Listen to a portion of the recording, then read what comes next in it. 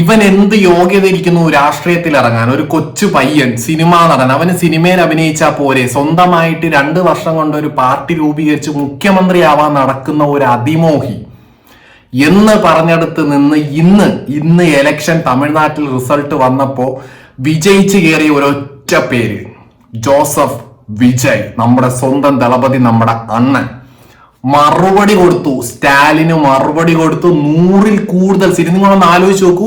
വെറും 2 വർഷമായിട്ടേ ഉള്ളൂ വിജയ് പാർട്ടി തുടങ്ങിയിട്ട്.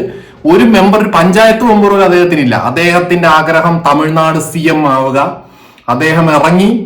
ഇതാ ഇപ്പൊ നോക്കുമ്പോഴത്തേക്ക് 100-ൽ കൂടുതൽ സീറ്റ്. 2 വർഷം കൊണ്ട് തമിഴ്നാട് രാഷ്ട്രീയത്തെ ഇളക്കി മറിച്ച് 100 സീറ്റ്. അടുത്ത തമിഴ്നാട് CM ആവാൻ പോകുന്ന നമ്മുടെ ദളപതി വിജയ്.